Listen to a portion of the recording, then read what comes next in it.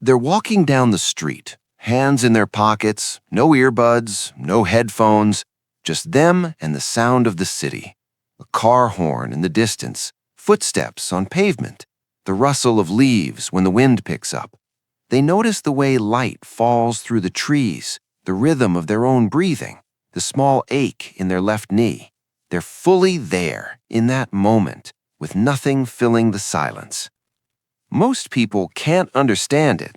They see someone walking without music and think, aren't they bored? Don't they need something to make the time pass faster?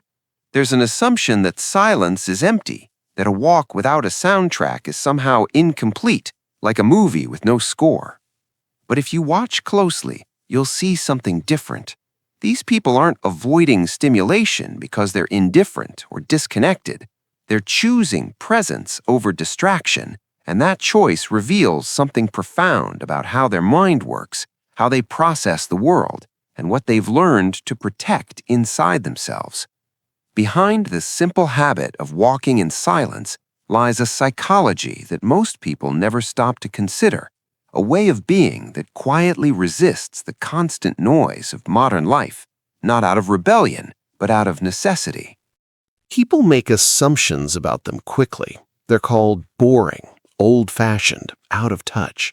Someone might look at them and think they must not like music, or they're probably just stuck in their ways.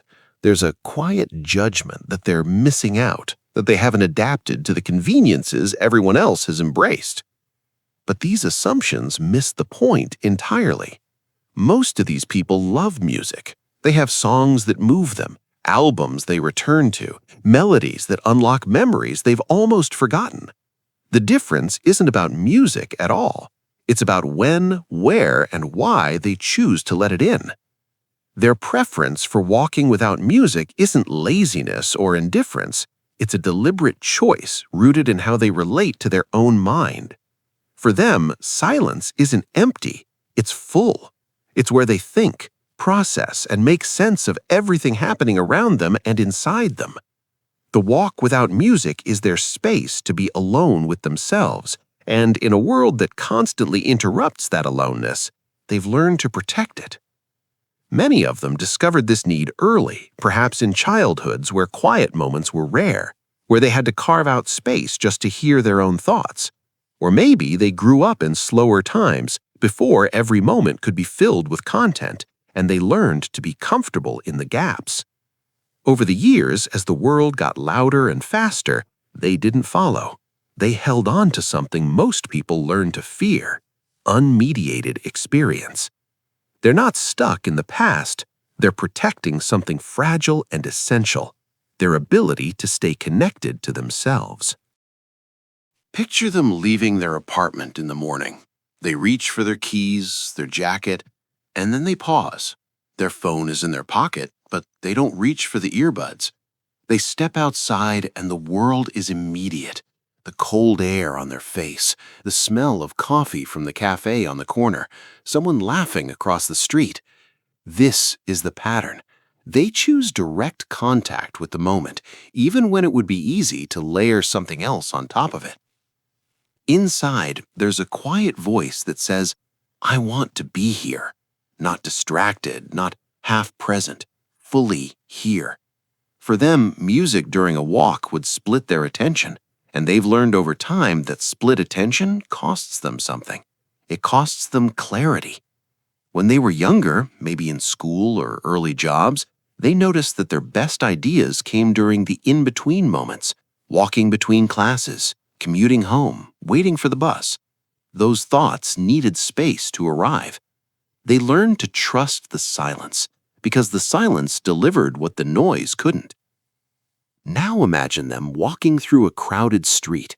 Everyone around them is plugged in, heads down, moving through the world like it's just scenery between destinations. But they're scanning faces, noticing body language, catching fragments of conversations. A mother crouches down to tie her child's shoe. An elderly man sits on a bench feeding pigeons. They see these things because their attention isn't elsewhere. There's something almost protective in this habit. They're gathering information about the world, staying alert, staying connected to what's actually happening around them. Inside, they feel more awake this way. They've realized that constant input makes them numb, not energized. When they tried walking with music, especially during stressful periods, they noticed it didn't help them process what they were feeling. It just postponed it. The music became a buffer, and they didn't want buffers. They wanted to face what was there, even if it was uncomfortable, even if it was sadness, frustration, or uncertainty. Walking without music became their way of staying honest with themselves. Consider a moment when they're dealing with something difficult, a conflict at work, a relationship tension, a decision they can't make. Most people would reach for distraction. They reach for the walk. No music, just movement and thought. Step after step, their mind begins to untangle the problem. They replay the conversation. They notice what they felt. They ask themselves what they really want. By the time they get home, something has shifted. Not because they forced a solution, but because they gave their mind the space to work. Deeper down, this reflects a fundamental belief that their own thoughts are worth listening to, that their inner voice has value. Many people have learned to fear silence because silence brings up everything they've been avoiding: worries, regrets, uncomfortable truths. But these people have developed a different relationship with their inner world. They trust it. They even rely on it. Silence isn't threatening, it's clarifying. There's also a rhythm to how they experience time. When you walk without music, you feel time differently. It doesn't compress or disappear. It unfolds naturally. They notice how long a block actually is. They feel the weight of 15 minutes. This makes them slower, more deliberate, more present in the passage of their own life. While others are trying to make time go faster, they're letting it be what it is. And then there's the way they connect to their environment. On familiar routes, they notice changes. A new storefront, a tree that started to bloom, construction that wasn't there yesterday. These small observations give them a sense of continuity and belonging. The walk becomes a daily check-in with the place they live, not just a task to get through. When they were younger, maybe they walked the same path to school every day and learned to find comfort in that repetition. Now as adults, that same practice grounds them. It tells them, you are here. This is your life. These are the days you're living. Sometimes people ask them, don't you get bored? And they think, bored of what? Of being inside my own experience? Of noticing the world? The question itself reveals a different psychology, one that sees unmediated reality as something to escape from. But for them, that reality is where meaning lives. Boredom, they've learned, is often just the mind resisting what's in front of it. When they let go of that resistance, the walk becomes enough. This way of moving through the world shapes everything about how they relate to others. In conversations, they're often the ones who actually listen, not just waiting for their turn to speak, but genuinely taking in what's being said. They've practiced attention during those silent walks, and it carries over. When someone talks to them, they're not mentally elsewhere, not scrolling through distractions in their mind. They're there, and people feel it, even if they can't name it. There's a weight to their presence that's becoming rare. But this also creates distance sometimes. In a culture that values constant availability, constant stimulation, they can seem disconnected. Friends text them playlists, share songs, try to pull them into the rhythm everyone else is moving to. And they appreciate it, they really do, but they don't always join. This can be misread as disinterest or aloofness, when really it's just a different set of needs. They're not rejecting connection. They're protecting the kind of connection that matters most to them, the one with themselves. Their relationships often go deeper precisely because of this practice.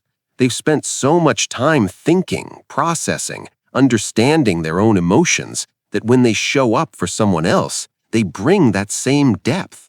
They ask questions that matter. They remember details. They can sit with someone in silence and not feel the need to fill it. For people who are used to surface-level interactions, this can be startling, even intimidating.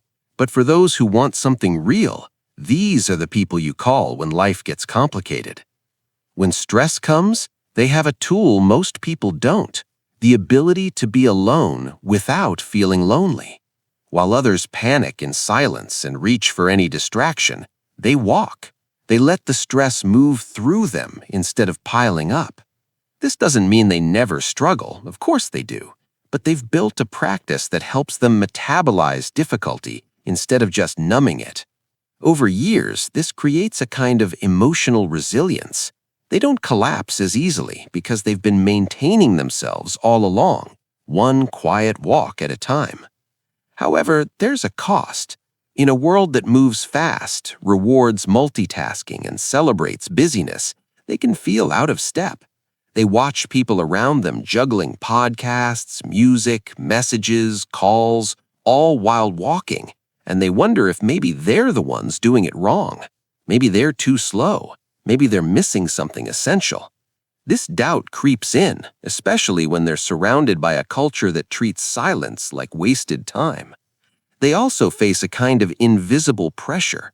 When everyone else is optimizing every moment, extracting productivity from every walk, every commute, their choice to just walk can feel almost rebellious. And rebellion is exhausting when you're not trying to make a statement, you're just trying to be yourself. Sometimes they put in the earbuds just to fit in, just to avoid the question, why aren't you listening to anything? And during those walks, they feel the difference. Something's missing. They're there, but they're not really there. Yet this same quality, this commitment to presence, to slowness, to unmediated experience, is exactly what the people around them need, even if they don't realize it. In relationships, in families, in workplaces, these are the people who notice when something's wrong, who create space for real conversation, who aren't performing or projecting, just being. They steady the room without trying to. They remind others just by existing that it's okay to slow down, that silence isn't failure, that you don't have to fill every moment to prove you're alive. And as they move through life into their 30s, 40s, beyond, they often find that what felt like a quirk or limitation becomes their greatest strength. While others burn out from constant stimulation, they've been pacing themselves all along. While others lose touch with what they actually think and feel beneath all the noise, they've kept that connection alive. The walk without music wasn't just a habit, it was a practice of staying whole. So here's what people miss when they see someone walking without music. They're not seeing someone who's disconnected or behind the times. They're seeing someone who has refused to let the world drown out their inner voice. Someone who has chosen again and again to be present in their own life rather than escape from it. This isn't about being better than anyone else. It's not about rejecting technology or music or modern life. It's about knowing what you need to stay connected to yourself and having the courage to protect that need, even when it makes you different. These people have learned something essential, that the quality of your life isn't measured by how much you can consume or how efficiently you can fill your time, but by how deeply you can be where you are. Their way of walking through the world, quietly, attentively, without the constant overlay of sound, is actually a form of care. Care for their own mind, care for the moments that make up their days, care for the subtle shifts in mood and meaning that only reveal themselves in silence. And in a culture that often mistakes noise for life and distraction for happiness, this kind of care is radical without trying to be. If you're someone who walks without music, know this: you're not missing out. You're not doing it wrong. You're practicing something rare and valuable. You're staying in conversation with yourself. And that conversation is the foundation of everything else: your relationships, your choices, your sense of who you are. Don't let anyone convince you that presence is boring or that silence is empty. You know better. And if you're someone who doesn't understand these people, maybe now you see them differently. Maybe you notice that their quietness isn't absence, it's attention. that their slowness isn't resistance, it's intention. The world needs people like this, people who haven't lost the ability to just be, people who remind the rest of us that we don't have to consume every moment to make it count. So the next time you pass someone walking without earbuds, no music, just moving through the world with their thoughts, maybe you'll recognize what's really happening. They're not disconnected. They're deeply, quietly, courageously connected to the one thing most people spend their whole lives running from: themselves. If this resonated with you, if you're one of these people or you know someone who is, leave a comment below. Share what silence means to you. And if you want more explorations of the hidden psychology in everyday choices, subscribe, because there's so much more beneath the surface than we usually stop to see.